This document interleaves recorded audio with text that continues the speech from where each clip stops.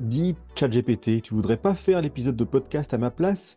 Écris juste moi 3 minutes de podcast qui explique comment utiliser les outils d'intelligence artificielle pour être plus efficace au quotidien. Bienvenue, vous êtes sur J'ai pas le temps pour ça, c'est toujours un humain qui vous parle, Eric Boucher, et je vous partage des trucs, des astuces, des outils, des méthodes pour être plus efficace et terminer la journée plus tranquillement. Dans une section sur les outils, on ne pouvait pas passer à côté des outils d'intelligence artificielle et spécifiquement de ceux qui vont nous aider à la rédaction. ChatGPT en étant un, il y en a plusieurs, vous le savez. En 3 minutes, vous vous doutez bien que je ne vais pas vous expliquer comment utiliser ChatGPT spécifiquement, mais déjà voir ce qu'il peut faire. Et la boutade en introduction n'en est qu'une à moitié, puisque j'ai quand même poser la question très précisément, est-ce que tu peux me faire un texte sur ChatGPT pour améliorer la productivité et qu'est-ce que ça nous amène?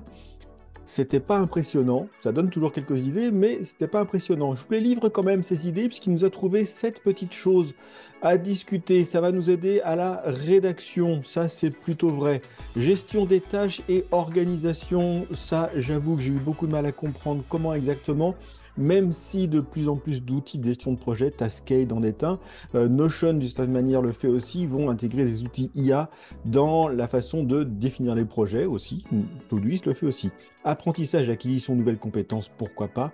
Collaboration, résolution de problèmes, c'est vrai qu'on peut lui donner un certain nombre d'informations, lui faire travailler sur certains modèles et aider à résoudre.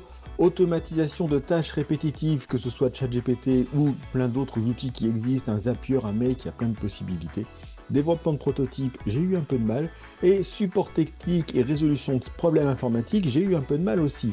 Donc je me suis retrouvé avec un texte qui n'était pas satisfaisant du point de vue de qu'est-ce que je pouvais vous raconter sur ChatGPT et l'efficacité. Et je me suis souvenu que j'avais déjà fait ce travail finalement, puisque sur le site Outinum, j'ai écrit un article relativement long et assez détaillé qui explique justement comment j'utilise ChatGPT et certains autres outils d'IA dans mon quotidien de formateur. C'est pas toujours que de l'efficacité, mais il y a un certain nombre de points. Et là, on est sur du très concret. Donc je vous laisserai regarder dans les détails, mais on a effectivement des choses sur l'aide à la conception. Il ne va pas faire le déroulé pédagogique pour vous, il va même faire des erreurs, mais ça nous permet de trouver des idées. Améliorer la rédaction de contenu, on en a parlé, c'est vrai que ça va être très utile.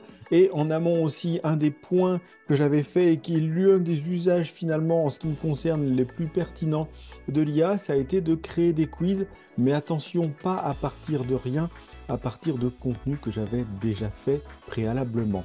Ce que vous voyez à l'écran pour ceux qui regardent la vidéo, c'est un quiz qui a été fait sur ma formation Trello avancée et très spécifiquement l'utilisation de Butler pour automatiser Trello. Et la façon dont ce quiz a été fait, ce n'est pas ChatGPT, c'est un outil qui s'appelle CatMagic dont je me sers pour mes podcasts. Ça a été à partir des enregistrements des vidéos que j'ai faites. Donc c'est mon contenu que l'outil a digéré, retraité pour me proposer un quiz. Donc là, on est sur quelque chose qui part de mon contenu. Et la force de l'outil dans ce contexte-là, ça a été de comprendre le texte, donc une transcription textuelle, pour ensuite en proposer une relecture. Donc on est sur la manipulation du texte. Et en proposer une relecture, en l'occurrence, je lui demandais, fais-moi un quiz en forme de QCM, QCU sur l'ensemble des éléments d'automatisation et il m'a sorti les questions. Je vais préciser aussi, donne-moi la bonne réponse et l'explication de la bonne réponse. Tout ceci est basé 100% sur ce que j'ai dit. Donc si j'ai dit des bêtises, ça va se retrouver ici.